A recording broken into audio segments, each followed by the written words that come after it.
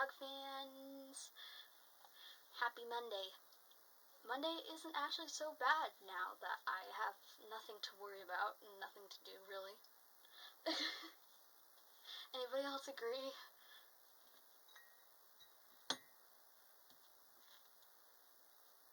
I mean, Monday is really an innocent victim. Everyone's always harping on Monday. It's not Monday's fault that, we picked Monday to be the day that we all have to go back to work and school and start a whole week all over again. Technically, Sunday is actually the beginning of the week. Right? Yeah, I'm right. I'm pretty sure I'm right. Maybe I'm just dumb. Who knows? Okay, so Kyrie is pretty much done. I've almost covered up that little scrape that's on her face. I'm going to be working some more on that right now. So I need nothing in there. I need some lips. I don't got lips. Lips. Well, lip coloring at any rate.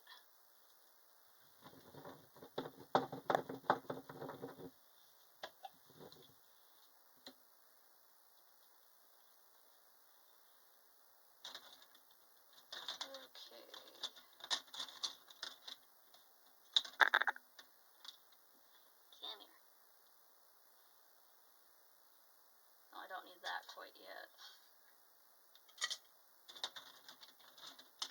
Alright. Well, anyways, I've been running out of things to talk about while I'm doing these videos because, usually what I want to talk about is what's happening in current right now. But the only thing that is happening in current in my life and pretty much everyone's life right now is quarantine and the word we're not allowed to talk about on YouTube. The forbidden word that gets your videos erased and the thingy that's making everybody stay home.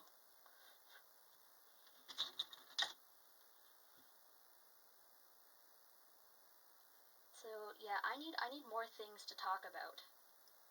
So send me your tags, your reborn challenge YouTube tags. Or just, ask me random questions. It can be about anything. It can be about guinea pigs, for all I care. Don't know a whole lot about guinea pigs. I like skinny pigs. Skinny pigs are adorable. I mean, guinea pigs are cute too, but skinny pigs are freaking adorable because, they're just different. Different things are adorable. And they look like little hippos. Skinny pigs are the house hippo of the real world. Does anyone else remember that weird commercial? I can't remember what it was trying to promote or advertise or cause awareness about, but it was like the Canadian house hippo, and it had like this little, it was a real hippo. It was footage of a real hippo, but it had been CGI'd into a house. So it looked like there was this teeny tiny hippo running around someone's house.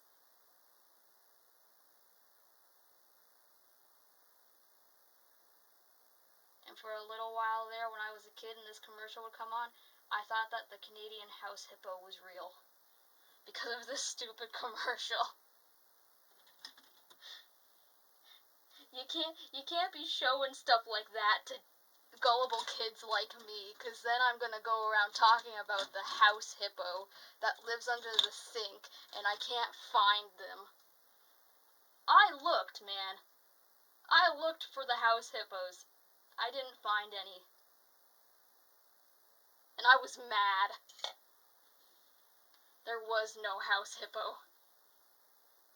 There is no house hippo. I want a house hippo. Okay,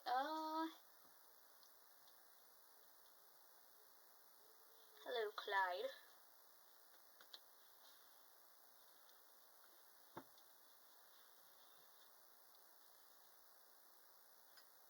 I don't feel too bad about that, though, because we all believe stupid things when we're kids.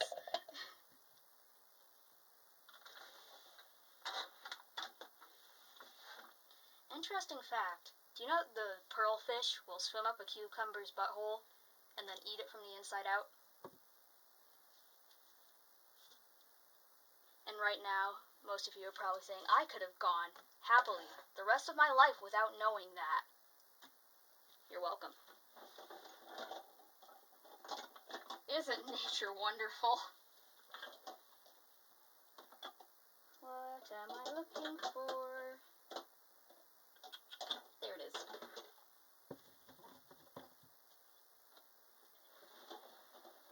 Time to bring this little guy to life. He needs some of this browning mix to look not so dead.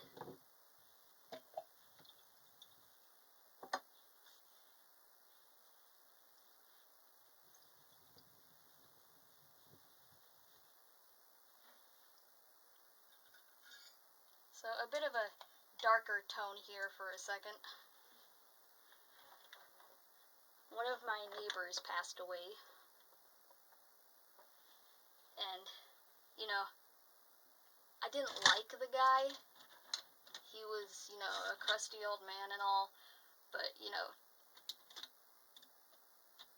he didn't deserve to die.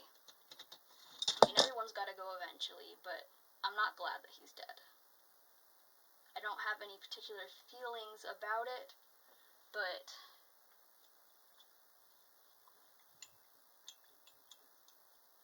the sad thing is, well, obviously, another person is gone.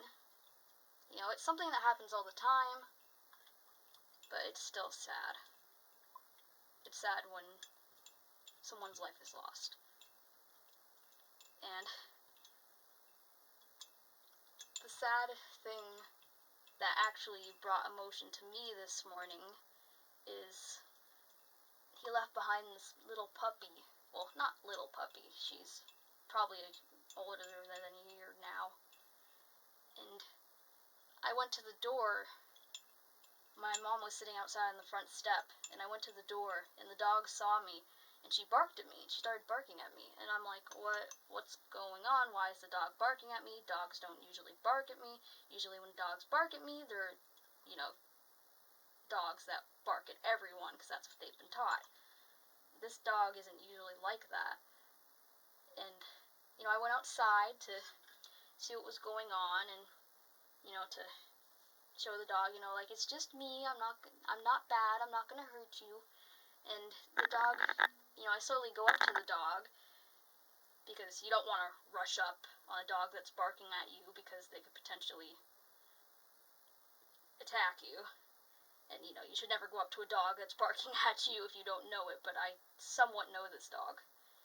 And she just leans her head against my legs, and her ears go down, and she just looks so sad, and she looks up at me with these big eyes, and, you know, you could tell that she knows.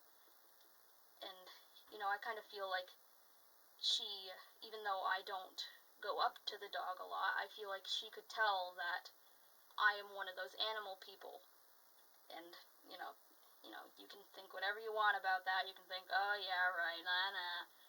But I do believe that animals can tell. They can sense when you are that kind of person that just connects with animals, that knows that they have emotion and intelligence.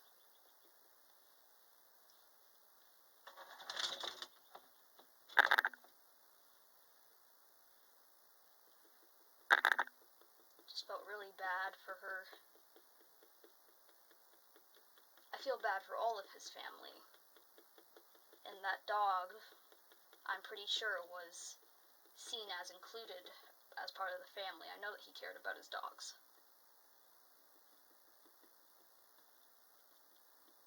He just wasn't always the nicest man to my family. but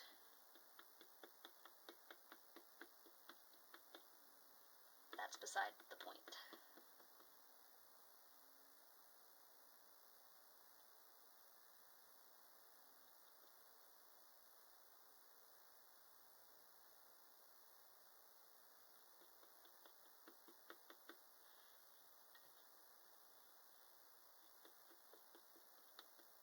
Clearly, I'm one of those animal crusader people.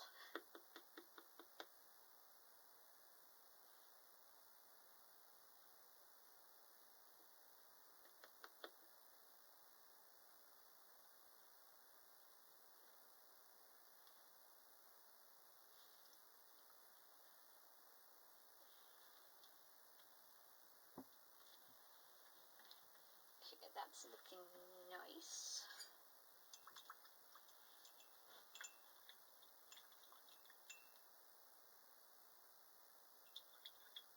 I mean, I don't believe, I believe that every animal should have rights, and that every animal is capable of they're all living, they're all conscious, they all have some sort of intelligence and some sort of feeling.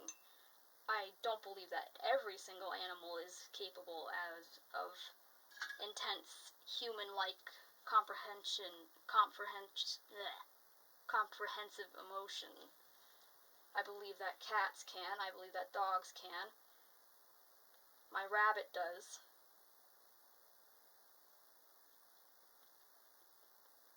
My bearded dragon, I don't think he processes emotion the same way we do, but he does have a connection to us, and we have a connection to him, and he does realize that we're his family.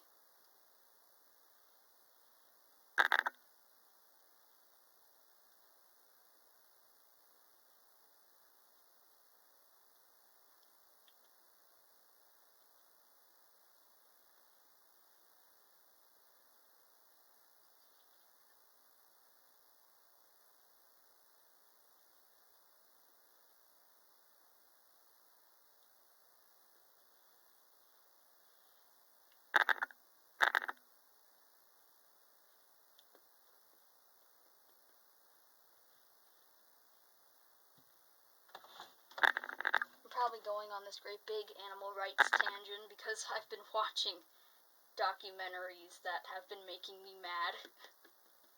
Like, I watched one last night I watched a documentary about Tyke the elephant. People don't know, it was a show. Tyke was a show elephant, a circus elephant that was taken away from her family in Africa when she was a baby and brought to the US to be trained to be in a circus. And in the 90s, she went to a show in Hawaii, broke loose, killed a trainer, severely injured a bunch of people, and went on a rampage through the streets, and eventually was shot and killed by the police. And, ultimately I don't blame the police for shooting her, because at that point they really didn't have a choice. She was rampaging through the streets. At this point, it was let the elephant take out more people or take out the elephant. The police were just doing their jobs. Who I blame is the trainers and the people that took her out of her natural home. And these people in the documentary, they still stand by what they did. They still, and they're mad at the animal rights people who rightfully blamed them afterwards. Because, they want their circus elephants. And I don't think that training animals to be in a show is necessarily bad, but it's the way they did it that caused Tyke to be who she was. The way that they train these elephants is they beat them. They beat them. Her trainer, one of her trainers, she was trying to nudge him away with her tusks, trying to use her tusks to, take control over him. And what he did is he removed one of her tusks, and said, that's what made her behave for me. That's like saying, like, if your toddler is acting up, you rip one of their teeth out, and then they start behaving. It's not because they have a respect of you. It's not because you put them in their place. It's because they're terrified that you're going to hurt them again. It isn't a bond. It isn't a connection. It's abuse, and it's fear. Ultimately, these people made the elephant what she was, and they are the reason that she went on a rampage. They are the reason that she ran away, and they are the reason that people got hurt. It's in no way the elephant's fault.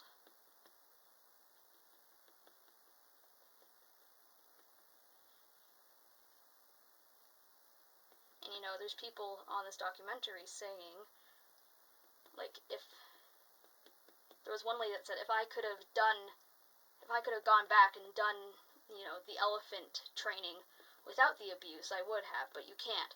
What do you mean you can't? One of her trainers actually had a very good bond with her and was able to stop her from attacking before. And that's because he trained her with love. She wasn't afraid of him. She wasn't afraid that he was going to lash out and hit her if she did something wrong. And they wouldn't hit the elephants, for doing stuff like attacking. They would hit them if they didn't perform a trick right. They would beat them if they tried to walk away from the performance.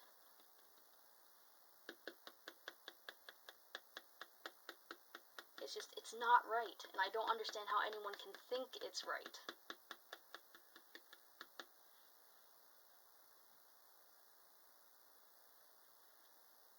And that poor elephant died because of it.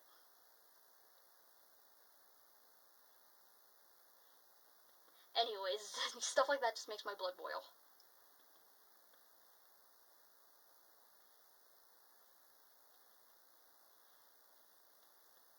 There he is. I'm not sure if you can see the difference in what that's done to his head at all. It's gonna help give him a more realistic skin tone.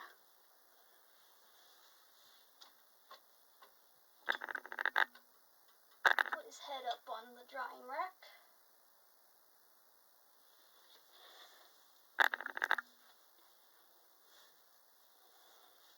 Let's get to a foot.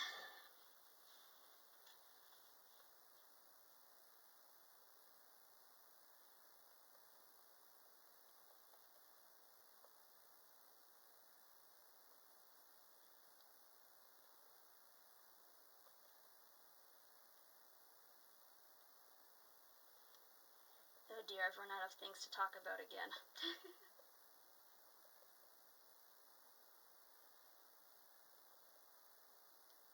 Just people. Just people.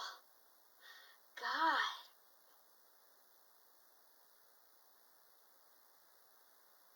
Just be civilized.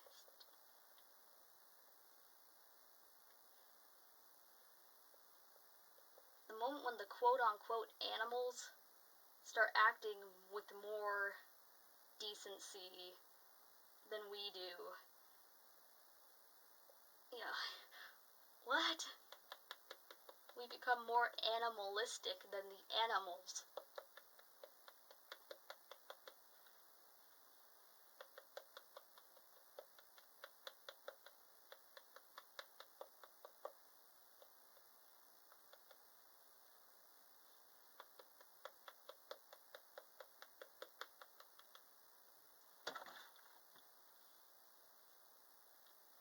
And then, because the way Netflix works, I then got roped into watching a documentary about the ivory trade. And for anyone who doesn't know, ivory is the elephant's tusks. And are shot and killed in masses to, make some pretty things, including some elephant pendants, which is disgusting. That would be like, killing someone, taking out their bones, and then carving a little person with the bone. And then someone would buy it and stick it on their TV stand.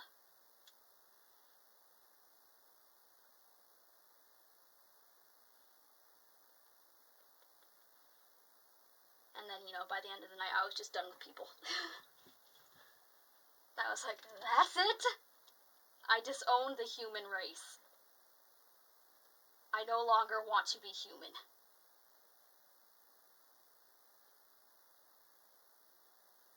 There should be a different word for people like this.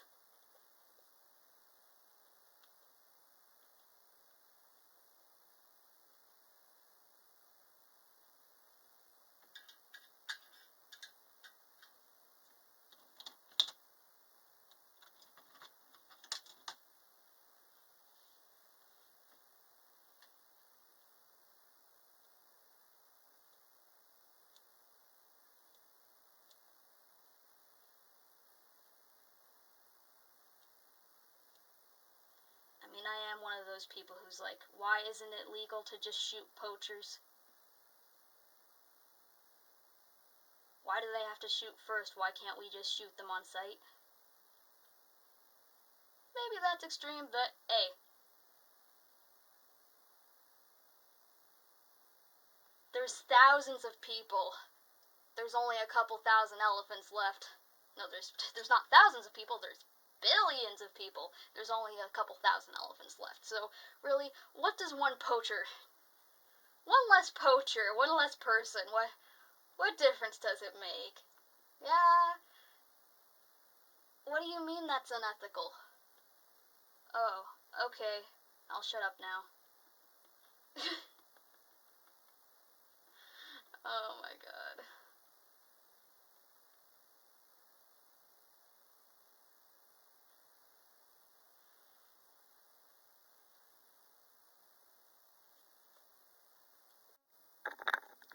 Pandora. Pandora. Look at that loaf. Where'd your legs go? Pandora, where'd your legs go? They're gone. You're just a loaf now. You've got no legs. Where'd they go? I don't think she's amused. Well, anyways, that's all for now. I've just been, painting, laundry, and now I'm working on making some bonnets. My plan is to perfect my bonnet pattern and then start selling them. So there's one that I've finished that's turned out pretty good. It needs to be ironed because it's curling up at the edges.